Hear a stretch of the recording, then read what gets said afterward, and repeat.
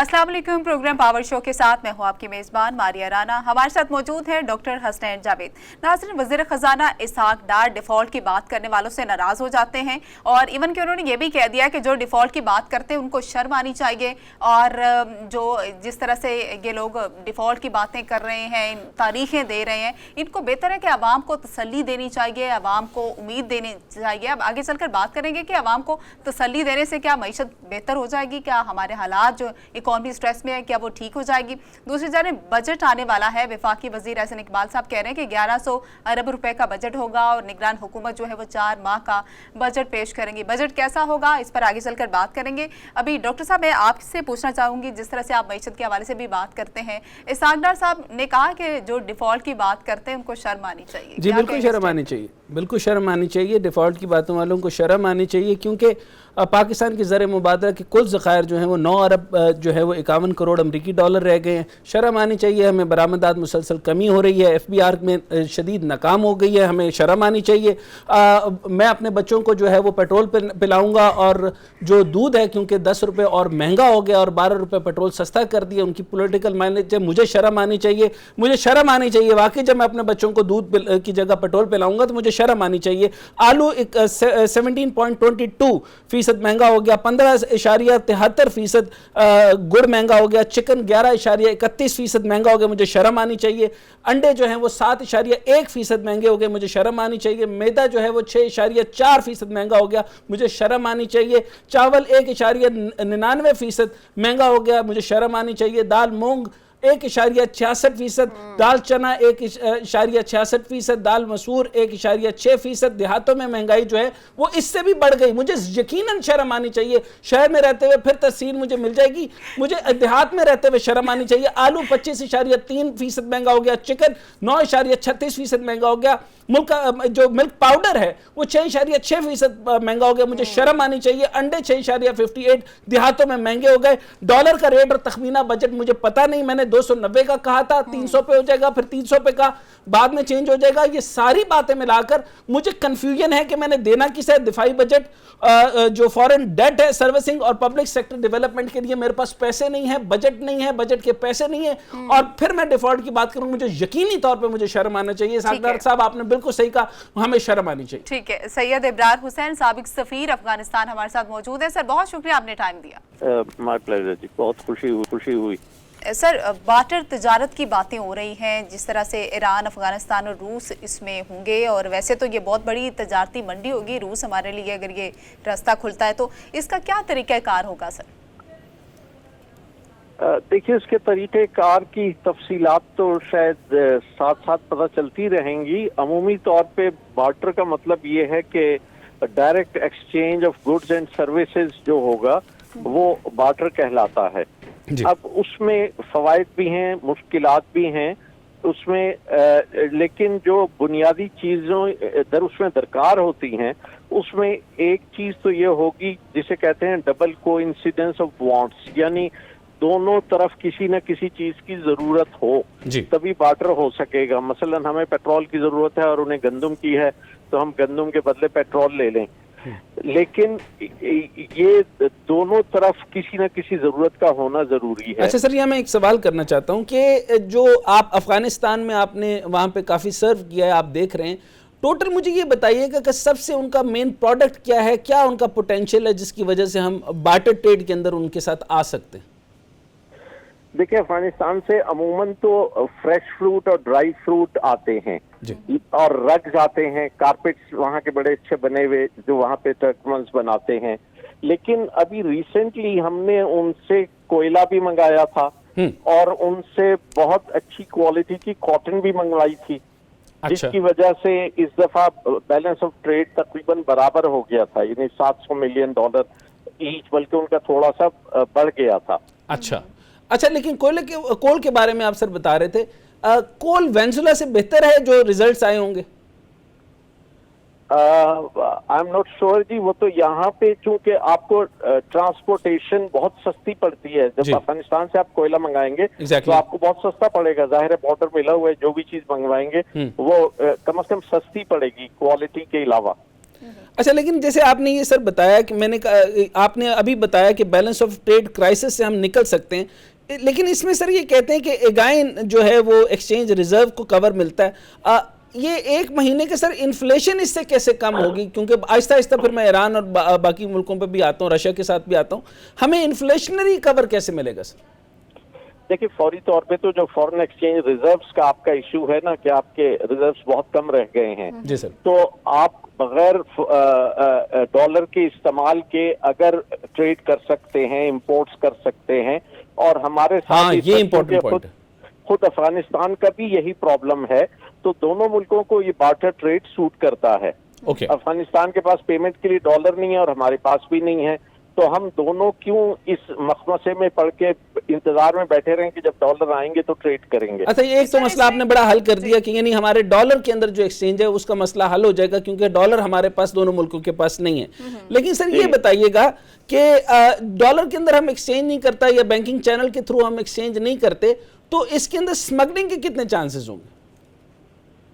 देखिए, स्मगलिंग के चांसेस मेरे नुक्ते नजर से तो कम होने चाहिए। यानी जो स्मगलिंग ऑलरेडी हो रही है आपकी इनफॉर्मल ट्रेड, इसलिए हो रही है कि उसे हमने फॉर्मलाइज नहीं किया। ओके, यानी ऑफिशियल ट्रेड जितनी है उससे तकरीबन डबल हमारी ये इनफॉर्मल ट्रेड है जिसे आप स्मगलिंग कह रहे हैं जी, और वो दोनों तरफ से है। तो अगर उसके लिए कोई लीगल सूरत हम निकाल लेते हैं, जैसे बार्टर भी उसी की एक सूरत है। नहीं, इसको तो, सर कहा जा रहा है कि ये स्पेशल ऑर्डर के जरिए अलाउ किया गया। स्पेशल ऑर्डर की सर ये लीगलाइज्ड टर्म के अंदर या इंटरनेशनल ट्रेड के अंदर इसकी कोई अहमियत है सर स्पेशल ऑर्डर की? देखिए, हमें फिलहाल तो यानी दो मुल्क अगर आपस में मुत्तफिक हैं जी सर कि ये फला एरिया में वो इस तरह की ट्रेड करने पे आमादा हैं, हमारा बुनियादी मकसद इस वक्त ये है कि जिन मुल्कों से हमने बार्टर ट्रेड करनी है अगर वो इस पे आमादा हैं तो ये खुद ब खुद लीगल हो जाएगा। अच्छा, तो सर इसको स्मगलिंग को रोकने के लिए कोई कानूनी तौर पर इस दफा देख रहे हैं कोई तरीकाकार होगा? क्योंकि कुछ कवानीन तो इन्होंने वाज़े किया है ना, जिस तरह से एफबीआर का पे लिस्ट होना जरूरी है और उसके अलावा लाइसेंस भी चाहिए इंपोर्ट एक्सपोर्ट का, तो इस हवाले से स्मगलिंग के हवाले से भी कुछ तो होना चाहिए ना। जी, स्मगलिंग के हवाले से कवानीन तो पहले भी बहुत से मौजूद हैं। इवन जो आपने अफगान ट्रांजिट ट्रेड के लिए एग्रीमेंट किया था उसमें भी बहुत सी एहतियातें रखी थी, लेकिन प्रॉब्लम कवानीन में नहीं बल्कि उनकी इम्प्लीमेंटेशन में आता है। जब उन कवानीन पे अमल दरामद की बात होती है तो अगर जो बॉर्डर पे मौजूद अहलकार हैं वो उससे सरफे नजर करते हैं, उन कवानीन से जानबूझ के चीजों को आने जाने देते हैं, जैसे अफगान बॉर्डर पे भी होता है, ईरानी बॉर्डर पे भी होता है। ये जो हम कह रहे थे 35% ऑयल के बारे में, डीजल यहाँ पर हुआ था सर, इसकी कोई वजह है? जाहिर है 35% डीजल अगर ईरान से आ रहा है तो वो ऐसे नहीं कि बॉर्डर पे किसी को इल्म ही नहीं होता कि ये आ रहा है। अच्छा एम्बेसडर साहब, ये बताइए कि इंपॉर्टेंट बात यहाँ पर आ जाते हैं, अब ये रशियन ऑयल की तरफ आ जाते हैं, लेकिन पहले जरा अफगानिस्तान वाला बिल्कुल मामला हल कर लें। एक पॉइंट मुझे पॉजिटिव ये लग रहा है आपकी गुफ्तगू से भी कि कम से कम जो है स्मगलिंग इससे थोड़ी सी लोअर डाउन हो सकती है, क्योंकि इनफॉर्मल मामला तो चलने ही चलने हैं।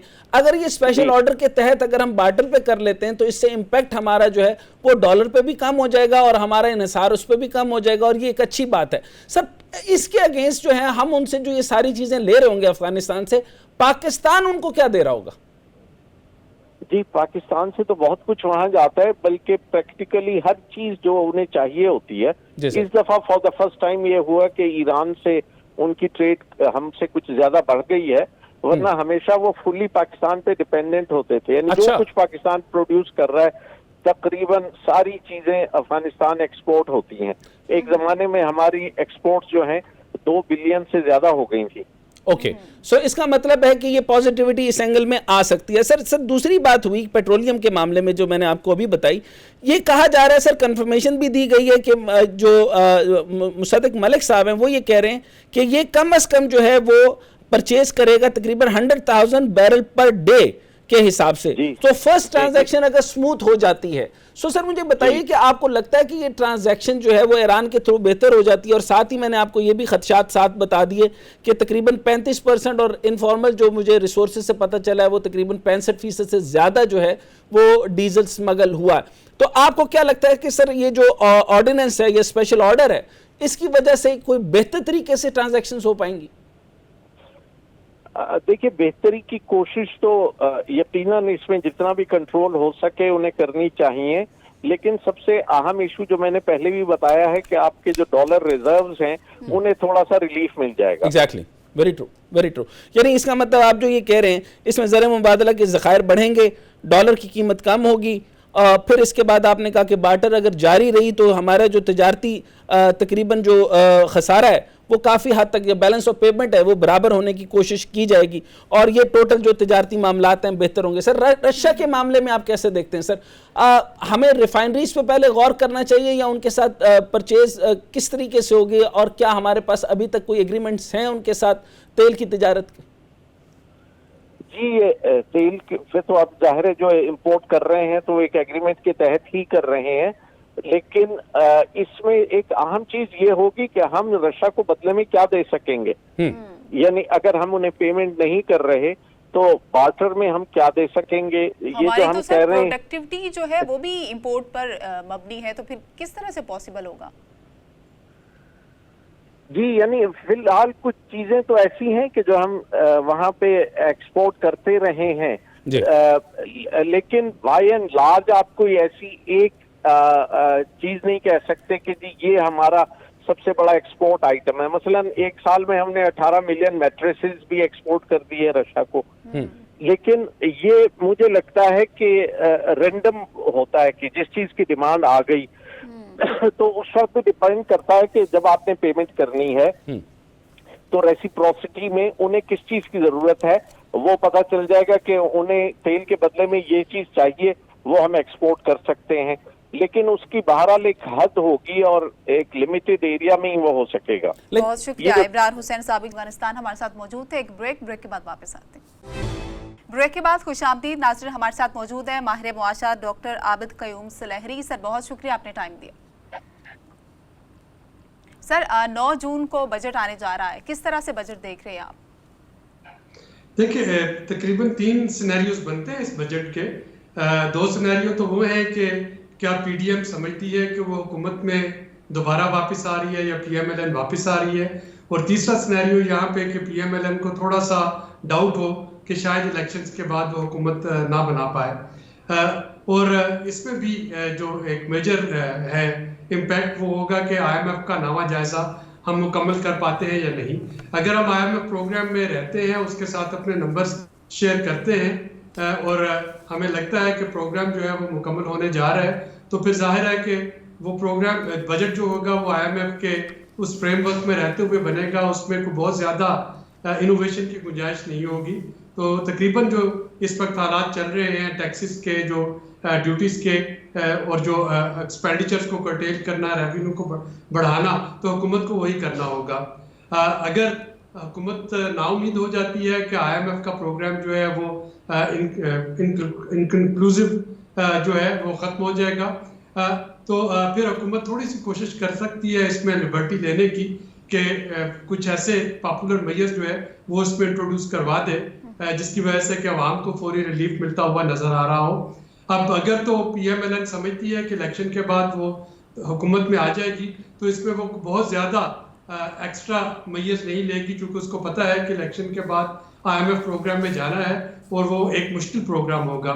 अगर हुकूमत ये समझती है कि वो इलेक्शन के बाद पीएमएलएन हुकूमत नहीं बना पाएगी, तो फिर वो जैसा 2018 में मिफ्ताह इस्माइल साहब और शाहिद खाकान अब्बासी साहब वाला एक बजट था वो देगी, जो कि एक अनरियलिस्टिक बजट होगा, लेकिन वो इलेक्शन में पीएमएलएन के काम आएगा। अच्छा, अब सर रियलिज्म की तरफ आते हैं थोड़ा सा। 2 बातें आपने बिल्कुल 2 सिनेरियोस डिस्कस किए। सर, ये ग्रोथ रेट बता रहे हैं 3.5 पर, जबकि लोएस्ट हम जा रहे हैं 0.3 पर। अच्छा, अब जो आउटले बन रहा है वो सर 950 बिलियन का बन रहा है, पीएसडीपी जो है वो 1.56 ट्रिलियन का बनना है, और उसके बाद जो है वो मेरा इंपॉर्टेंट तरीन सवाल ये है कि सर 14,000 बिलियन रफली मैं आपके सामने अगर रखूं तो इतने में बजट बनना चाहिए था। उन्होंने कहा 700 से ज़्यादा नहीं बन सकता। उन्होंने कहा, वज़ीर आज़म साहब ने कहा इसको बढ़ा दें, एलिवेट करें, और इन्होंने कहा 1100 पे बनेगा, ये एहसन इकबाल साहब कह रहे हैं। और साथ में मुझे ये बताएं कि सर ये बजट के पैसे जो हैं आईएमएफ अगर नहीं आता तो ये कहाँ से ये प्रोड्यूस करेंगे पैसा?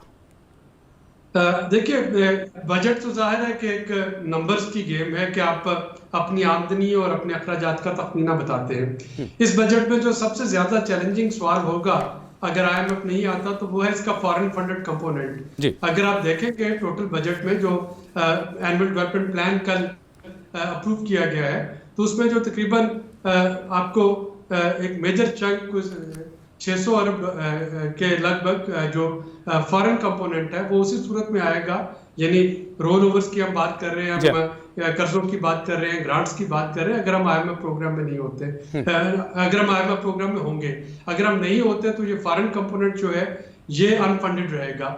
इसी तरह से बजट में कोई 200 अरब रुपए के करीब के जो अखराजात दिखाए गए हैं वो है पब्लिक प्राइवेट पार्टनरशिप में।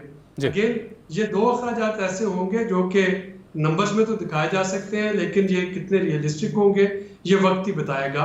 तीसरा जो कंपोनेंट बजट में आता है और ये सिर्फ इसी हुकूमत में नहीं, ये पिछली हुकूमतों में भी चैलेंज का सामना करना पड़ा, वो है सूबाई सरप्लस। तो सूबे अपने बजट में से कितना बचा के वफाक को वापस करते हैं, ये हर हुकूमत एक बढ़ा चढ़ा के बताती है। पिछली हुकूमत तो आप तो असेस कर सकते हैं कि और इस दफा भी यही होगा। तो आप अपनी आमदनी को थोड़ा सा बढ़ा के दिखा रहे होंगे जो कि रियलिस्टिक नहीं होगा। ये बड़ी इंपॉर्टेंट बात की कि आपको जो बजट वापस कितना आता है, ये बड़ी इंपॉर्टेंट बात है। और आपको पता भी है जो सूबों के अंदर हालात चल रहे हैं उससे मुझे नहीं लगता कि पैसे किस तरह से वापस आएंगे, वो पिछले वाले हालात बनेंगे। अच्छा सर, ये इंपॉर्टेंट बात ये बताइएगा कि मैं क्रिटिसिज्म की तरफ अभी नहीं जा रहा, किसी बजट की क्रिटिसिज्म में नहीं जाते हैं, हम पहले इसके खदोखाल देख लेते हैं।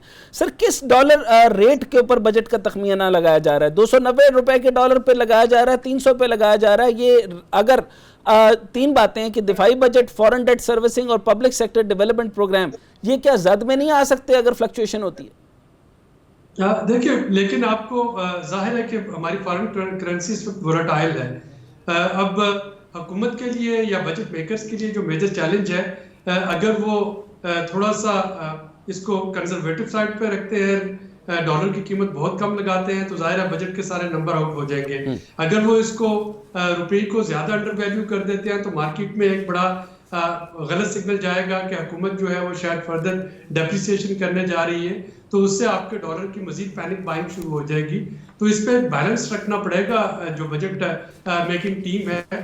अभी तक के जो नंबर्स सुनने में आ रहे हैं, और जाहिर है कि 9 जून को हमें फाइनल पता चलेगा, अगर इस पे कोई IMF के साथ कंसल्टेशन चल रही है तो वो भी उस पर असरअंदाज होगी। तो अभी तक के जो नंबर्स हैं वो गारबन 290 रुपए पर डॉलर के हिसाब से रखे जा रहे हैं। लेकिन अगेन ये अगले 5-6 दिनों में फाइनल होगा कि हुकूमत क्या नंबर रखती है, और वो नंबर काफी मोहतात होके वो। अगर सर हम IMF की बात करें तो मैं और आप जो हैं वो IMF की जो रिस्ट्रक्चरिंग उन्होंने पाकिस्तान के लिए दी है या रिफॉर्म्स पाकिस्तान के लिए सजेस्ट करते हैं, तो मैं और आप उससे डिसएग्री नहीं कर सकते। वो हमारे पाकिस्तान के इंटरनल मैटर्स के लिए भी बहुत अच्छे हैं। डू यू एग्री और नॉट? जी, आई एग्री, क्योंकि IMF हो या ना हो, IMF आपको देखें ये नहीं कहती कि आप किसी खास सेक्टर में कोई खास चीज करें, वो तो ये कहती है कि अपनी आमदनी के मुताबिक अपने अखराजात जो हैं वो लेके आए, या आमदनी बढ़ा दे या अखराजात कम कर ले। अच्छा, अब सर यहाँ पर इम्पोर्टेंट बात ये है कि यहाँ पर चंद चीजें की उन्होंने कहा था कि एक तो बिजली नहीं महंगी करनी, लेवीज लगाना बंद करो, सब्सिडीज देना बंद करो, और इसके साथ जो है ना वो पेट्रोल को इंटरनेशनल स्टैंडर्ड के साथ चलो। और आपको पता है कि 40 दिन का गैप होता है, और ये किस तरीके से पेट्रोल के साथ खेलते हैं प्राइस के अंदर, तब सस्ता करते हैं जब इनको पॉलिटिकल माइलेज लेना होता है। सो अब मुझे ये बताएं कि सर मैं अपने बच्चों को क्या पिलाऊं, पेट्रोल या दूध? क्योंकि दूध अब जो है वो 10 रुपए जो है वो महंगा हो गया, पेट्रोल सस्ता हो गया। देखिए, ये हमारे जैसी जो इकोनॉमीज है अनफॉर्चुनेटली, और इसमें पाकिस्तान ही करनी, इस वक्त तकरीबन 50 से ज्यादा मुल्क ऐसे हैं जो कि एक डेट क्राइसिस में फंसे हुए हैं। अब हमें जो एक चीज जो हर्ट कर रही है, और जो कि IMF के पिछले 8-10 प्रोग्राम उठा के देख लें, उन सब में बार बार जिनका जिक्र है, आपको पता है कि आपकी इकोनॉमी का एक बहुत बड़ा ब्लैक होल जो है 212 जो आपकी loss making public sector enterprises है वो है, जिसको हम नहीं छेड़ रहे, कोई भी हुकूमत नहीं छेड़ रही। हमारा एक और ब्लैक होल ये है कि हमने 18वीं तरमीम के बाद बहुत सी मिनिस्ट्रीज और डिपार्टमेंट सूबों को दे दिए, लेकिन हमारी जो वफाकी कबीना का हुजम है वो अभी भी 100 से नीचे नहीं जाता है। तो वही मिनिस्ट्रीज और डिपार्टमेंट हमने यहाँ भी रखी, हमने अपने खर्चे बढ़ा लिए जबकि वो कम होने चाहिए थे 18वीं तरमीम के बाद। इसी तरह से जो तीसरा ब्लैक होल हमारे पास आता है वो एनर्जी सर्कुलर डेट का है। जाहिर है कि जो आईपीपीज हैं, अगर आप उनसे बिजली नहीं खरीदेंगे तो आपका जो कैपेसिटी पेमेंट चार्जेस है वो आपको देना पड़ेंगे, और वो अगेन एक बहुत ये बड़ा तो सर एक challenge है। कांस्टेंट अगर नॉइज है, solar ये तो energy- एक कांस्टेंट नॉइज है जो कि आईपीपीस का मसला कोई भी गवर्नमेंट अब तक हल नहीं कर सकती। मैं अब इंपॉर्टेंट चीज के ऊपर आने लगा हूं सर, आपके पास 2-3 चीजें मैं आपको बताने के बाद मैं इंपॉर्टेंट चीज आपसे पूछ लेता हूं। सर पहली बात ये कि ज़र मुबादला के जो कुल ज़खायर है वो 9 अरब तकरीबन 51 करोड़ अमरीकी डॉलर रह गए। बरामदात में मुसलसल कमी आ गई है, तकरीबन आप 11 माह के अंदर देख लें 12.4% के हिसाब से ये कमी आ रही है। एफबीआर के अंदर भी काफ़ी सारी नाकामियां हमारे पास हैं और मैं रेट बताना चाहूँ तो बहुत सारे हैं। इन्फ्लेशन जो है सर वो बढ़ती जा रही है। अब सर मैं आपसे ये पूछना चाह रहा था कि रिसेंट एक खबर आई है, एक तो मैं पूछता हूं कि सर इन्फ्लेशन को कंट्रोल कैसे करते हैं। एक खबर मैंने पढ़ी कि पाक ईरान के साथ जो है वो बायलैटरल ट्रेड को जो है वो सेट किया जा रहा है, यानी अफगानिस्तान, ईरान और रशिया। ये भी आपको पता है कि सर जो पेट्रोल डीजल है वो 35% जो है वो इस दफ़ा स्मगल्ड हुआ है और बहुत सारी स्मगलिंग जो है वो डॉलर की और बाकी चीज़ों की भी हुई है। Sir inflation sir barter trade से कंट्रोल मैं कर सकूंगा? इंपॉर्टेंट बात है। देखिए, डिपेंड करता है कि जो बार्टर ट्रेड है हम उसको कितनी जल्दी इम्प्लीमेंट कर लेते हैं और उसको कैसे हम रेगुलेट कर सकते हैं। यूक्रेन की जंग के बाद रशिया और ईरान आपस में बार्टर ट्रेड कर रहे हैं। रशिया और चाइना इन्होंने बार्टर ट्रेड का एग्रीमेंट कर लिया है। अफगानिस्तान का ईरान के साथ भी बार्टर ट्रेड चल रहा है, अफगानिस्तान का रशिया के साथ भी बार्टर ट्रेड चल रहा है। तो बार्टर ट्रेड वो ममालिक कर रहे हैं जो कि यहाँ इंटरनेशनल सैंक्शंस में हैं, जैसे कि रशिया, अफगानिस्तान और ईरान, या जिनकी अमेरिका के साथ इस वक्त लड़ाई चल रही है, इकोनॉमिक लड़ाई। चाइना अपने आप को डीडॉलराइज करना चाह रहा है अपनी इकोनॉमी को, या पाकिस्तान जैसे ममालिक जो कि डॉलर की शॉर्टेज का शिकार है। तो ये बहरहाल एक स्टेप टूवर्ड्स राइट डायरेक्शन है। इससे शायद आपका पूरी तौर पे महंगाई तो आती होगी, क्योंकि हमारा जो एग्जिस्टिंग वॉल्यूम है, अगर हम ईरान के साथ अपनी ट्रेड देखते हैं या रशिया के साथ अपनी ट्रेड देखते हैं तो वो बड़ा नेग्लिजिबल से वॉल्यूम है, या अफगानिस्तान के साथ अपनी ट्रेड देखते हैं तो कोई बहुत बड़ा इम्पैक्ट आपको नहीं पड़ता है डॉलर बचने का। लेकिन अगर हम इसको शुरू कर देते हैं और फिर इसको शुरू करके स्पेशली हम पेट्रोलियम और एनर्जी जो है उसको बॉर्डर पे इंपोर्ट करते हैं तो फिर इसमें पोटेंशियल है। और फिर ये भी देखना होगा कि ऐसी कौन सी अशिया हैं जो कि हम ईरान को बदले में दे सकते हैं या जो कि हम रशिया को बदले में दे सकते हैं। तो अगेन वहाँ पे मुझे अपनी जो कैपेसिटी है सप्लाई साइड पे, उस पर थोड़ी सी जो है वो अभी कमी नजर आती है। लेकिन अगेन आई वुड से कि ये एक मुस्बत स्टेप है और इसको हमें स्ट्रेंथन करना चाहिए। बहुत शुक्रिया। जैसे कि बाकी थैंक यू वेरी मच। हमारे साथ मौजूद थे, अपनी राय का इजहार कर रहे थे। एक ब्रेक लेंगे, ब्रेक के बाद वापस ब्रेक के बाद खुशामदीद नाज़रीन, हमारे साथ मौजूद हैं फरीद पराचा, नायब अमीर जमात इस्लामी। सर बहुत शुक्रिया, आपने टाइम दिया। सर अगर सुन पा रहे हैं बताएगा, पनामा लीक्स में जब नवाज शरीफ साहब का नाम आया था तब तो ये मामला बहुत छाया रहा, लेकिन उसके बाद खामोशी होगी, नवाज शरीफ साहब को सजा होगी। लेकिन अब 7 साल के बाद अब ये मामला दोबारा खुला है, तो क्यों ये केस दरमियान में छोड़ दिया गया था? क्या इसकी पैरवी नहीं की गई थी? जी बिस्मिल्लाहिर्रहमानिर्रहीम में हमने जब ये केस किया था तो हमने सबके खिलाफ किया था। हमने कहा जिनका भी नाम आया है इन सब के बारे में यानी अदलिया कौम की मदद करे और इनको सजा दी जाए, इनकी तहकीक की जाए। तो ये बात थी कि जी इस बारे में अदलिया के पास हम गए थे। उस वक्त अदलिया की तरफ से ये बात की गई कि जी हम तो सिर्फ एक फर्द के खिलाफ सुन रहे हैं। हमने कहा जी हमारा मामला जो है वो फर्द दूष में शामिल है। हम तो सबके खिलाफ जब आए हैं तो हम ये कहते हैं कि जी आप सबके बारे में बिला इम्तियाज करें, ताकि यह है कि वैसे भी आईनी तकाजा ये है कि कोई भी मामला कोई इम्तियाजी शक्ल इख्तियार ना करे। तो अदलिया ने कहा जी कि फिर ठीक है, आप तो एक बड़ा पंडोरा बॉक्स खोलना चाहते हैं तो ये हम पहले इस केस से फारग हो जाएं फिर हम करेंगे। नहीं तो सर आपके मुताबिक आपका जो ख्याल था जो कि बिल्कुल दुरुस्त था, यानी 436 पाकिस्तानियों के खिलाफ तहकीकात दायर करने की दरख्वास्त है। बिल्कुल यही था 436।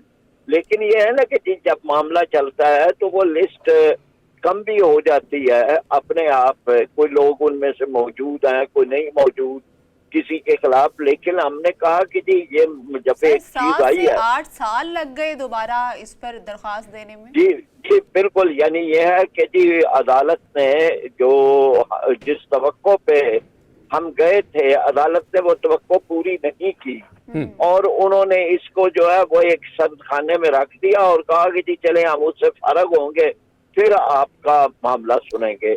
लेकिन इस पे इतना तवील अरसा, और ये तवील अरसा जो है वो समझ लें कि कौमी लिहाज से कई नुकसानात हैं। अगर ये करप्शन है और इसके बदले में हमारे मुल्क का पैसा मुल्क से बाहर गया है, तो हम तो आज कर्जों में जकड़े हुए हैं। आज हम द्वार के लिए परेशान है। हमारा तो सर असल जो फसाद की जड़ है, असल जो फसाद की जड़ है वो सर करप्शन है। कई लोग ये कह रहे हैं कि 7 साल का दफन होया हुआ मुर्दा पनामा लीक्स के तौर पे या पनामा पेपर्स जो हैं वो जमात इस्लामी दोबारा लेकर आ गई है। लेकिन मुझे आपकी बात बिल्कुल दुरुस्त है, मैं आपको अप्रिशिएट करता हूं कि आपने बिल्कुल ठीक कहा, जब तक अगर जड़ को दुरुस्त नहीं करेंगे तब तक हम मसला कैसे हल करेंगे। बेशक 7 साल बाद आपकी दोबारा सुनवाई हो रही है, तो सर ये अब केस लग गया है, अदालत इसको सुन रही है, 436 लोगों के बारे में केस खुलेंगे सर? अभी ये तो यानी इतना तफसील ये पता चलेगी कि अदालत इस पे किस हद तक यानी इसको आगे चलाने का अदालत कर रही है तो सर अदालत इसमें क्यों इतना डिले कर रही है? अगर करप्शन के उनके खिलाफ केसेस हैं तो वो FIA को दे, नैब को दे, वो इन्वेस्टिगेशन होगी तो उसके ऊपर सजा होगी। और इस टाइम में टाइम बहुत इंपॉर्टेंट है, इस टाइम में जाके ये केस दोबारा से ओपन हुआ है। लेकिन एक बात तो ये है कि हमारी बदकिस्मती ये है कि ये सारे इदारे जिनका आपने नाम लिया है, इनकी मौजूदगी के बावजूद हमें करप्शन की इत्तला बैरून मुल्क से मिलती है। Exactly. कभी पानामा की शक्ल में और कभी कोई और लीक्स होती हैं और उनके जरिए से हमें पता चलता है कि हमारे मुल्क के अंदर ये करप्शन हो रही है, मनी लॉन्ड्रिंग हो रही है। तो ये भी हमारी बदकिस्मती है कि ये इदारे मौजूद हैं। मतलब पब्लिक अकाउंट्स कमेटी और नैब वगैरह आईनी इदारे हैं, लेकिन इसके बावजूद हमें कोई इनसे मुआवनत नहीं मिलती, बल्कि इनकी एक तासुर जो है वो गैर जानबदारी का नहीं बाकी रहा, जानबदारी का तासुर है। और उसका नतीजा फिर ये होता है कि कोई भी इदारा जिस पर जानबदारी का एक ताना या इल्जाम हो, वो तो फिर अपना वकार और बरकरार नहीं रख सकता। तो मतलब हम इसके बावजूद के हमारा करप्शन ही है, हर तरह की करप्शन है इसमें। सर करप्शन की तो लातादाद कहानियां हैं, प्लॉट हैं, बेशुमार चीजें हैं, गबन है, आप मतलब हम गिन ही नहीं सकते, इतनी ज्यादा लातादाद चीजें, इतनी ज्यादा है कि और चीजों को हमने इतना आसान कर दिया है करप्शन है। एक तो फिर करप्शन के बारे में आम आदमी को हमने यानी सियासी जानबदारी की वजह से करप्शन के बारे में उसकी जो हसासियत है उसको खत्म कर दिया। लेकिन सर आप कैसे हाथ डालेंगे सर, जब फवाद हसन फवाद हो गए, या मुबैना तौर पे कह सकता हूं मैं, लेकिन कंफर्म तो नहीं कह सकता, चीमा साहब हो गए, उन्होंने भी नैब से क्लियरेंस ले ली, बाकी और लोग हैं वो क्लियरेंस ले ली। ये जितने बड़े ब्यूरोक्रेट्स हैं जिन्होंने बड़े बड़े प्रोजेक्ट्स में बड़े बड़े खांचे मारे हैं, सर उसको किस तरीके से आप स्नैप करेंगे? आपके पास मैंने बताया कि 436 हैं, तो ये समाअत करने वाला कोई मजबूत बेंच भी तो होगा ना सर। आप और मुझे ये भी बताइए कि किस तारीख को अब ये समाअत होगी और कौन मजबूत बेंच होगा? जमात इस्लामी ने तो ये बहुत बड़ा डिसीजन ले लिया और ये आपने आसान काम नहीं किया। जी ठीक है, अब ये तो अदालत बताएगी कि बेंच कौन सा कायम करती है और तारीख क्या करती है, लेकिन हमने तो दस्तक देनी है। हमने ये तय किया है कि ये जो करप्शन का मौजू है जी सर, ये सबसे बढ़कर सिर्फ जमात इस्लामी ही कर सकती है, उसे उठा सकती है, इसलिए कि जमात इस्लामी पे कोई करप्शन का चार्ज और इल्जाम नहीं है। हमारे लोग भी मेंबरान असेंबली रहे हैं, वजीर रहे हैं, हमारे पास भी फंड और इख्तियारात रहे हैं, लेकिन अल्लाह का करम है और हम उस पर अल्लाह का शुक्र अदा करते हैं कि किसी एक आदमी पर 1 रुपए की भी करप्शन का इल्जाम नहीं है। बिल्कुल तो हम बहरहाल अपना फर्ज अदा करेंगे। हम यानी ये कौम भुगत रही है महंगाई की शक्ल में, बिलवास्ता टैक्सों की शक्ल में, भारी बिजली के बिलों की शक्ल में, लेकिन गैस सर की उसमें बिजली। ऑब्वियसली ये आप मुतालबा क्या किया गया है कि ये जो पैसे जो भी होंगे करप्शन के वापस लाएं और डैम बनाएं, ये जी मुतालबा?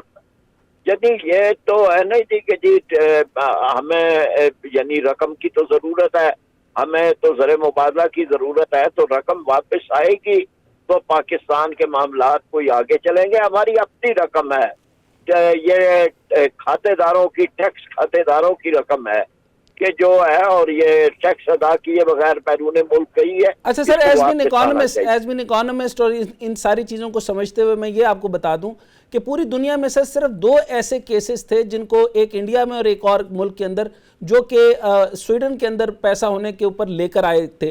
पाकिस्तान के टोटल सर 1400 अफराद हैं जिनके 600 अकाउंट है स्वीडन के अंदर। अच्छा, अगर ये स्वीडन चले गए हैं तो सर वहाँ से तो पैसा लाना नामुमकिन है, जो खान साहब ने नारा लगाया था, जो कि बड़ा ही फ्रॉड नारा था कि वो ला ही नहीं सकते थे। अच्छा, आप ये जो कह रहे हैं सर पनामा के नाम पर जो यहाँ पे केसेस चलेंगे, क्या वो गबन जो पाकिस्तान में हुए हैं और जो सरकार के जेर साया हुए हैं उनको हाथ डाला जाएगा या उनको भी डाला जाएगा जो पनामा में स्वीडन के अंदर?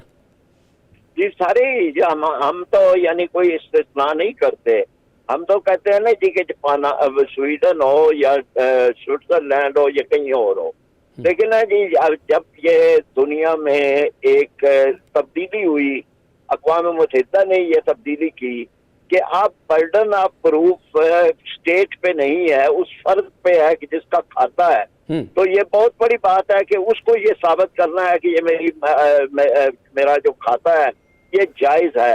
पहले तो स्टेट को ये करना होता था कि जी वो ये बताए कि जी ये रकम में, ये जो बंदा ये खाता है ये हमारी स्टेट की रकम है, जो मुश्किल हो जाता अच्छा, था। टाइम की कमी की वजह से सर मैं पूछना ये चाहता हूं कि मैं आपके सामने एक चीज रखता हूं सर। सबसे पहले ये होता है कि ये अपने बच्चों के नाम पे करवाते हैं, फिर वहां से दुबई जाता है, दुबई से किसी और मुल्क में जाता है, फिर नो गो एरिया की तरफ जाता है और फिर किसी मुल्क के बैंक में रखा जाता है। तो हर जगह होते होते सर केस स्टडीज ये कहती हैं कि कई 100 साल तो 150 साल 200 साल तो आप इसकी जो है वो प्ली के अंदर लग जाएंगे, ये तो कभी आए ही नहीं करती। तो आप मुझे बताएं कि स्पेसिफिक टू पाकिस्तान इसको रखेंगे, क्योंकि बाहर से तो रकम लाना बड़ा मुश्किल हो जाएगा सर। चले, मतलब ये है ना कि कोई चीज तो आगे बढ़े ना, मतलब ये है ना कि एक काम भारी पत्थर समझ के हम चूम के रख दें, तो ये तो कोई तर्ज अमल नहीं है। हमें पहाड़ भी हटाना हो तो शुरू हो जाएंगे तो पहाड़ भी हट जाए। लेकिन ये जरूरी बात है कि करप्शन को फौरी तौर पे खत्म होना चाहिए, वरना पाकिस्तान तरक्की करना मुश्किल हो जाएगा। बिल्कुल बिल्कुल, बहुत यही शुक्रिया। फरीद पराचा जमात इस्लामी हमारे साथ मौजूद थे, अपनी राय का इजहार कर रहे थे। करप्शन के हवाले से उन्होंने डिटेल में बताया जिस तरह से पनामा का केस चल रहा है, 436 गालबन लोग हैं, उनके हवाले से दोबारा से वो केस रीओपन हुआ है। उम्मीद की जा सकती है कि इसके ऊपर अब आगे जाके कुछ रिजल्ट आएगा। इसी के साथ मुझे डॉक्टर साहब को इजाजत दीजिए, अपना ख्याल रखिएगा, खुदा हाफिज।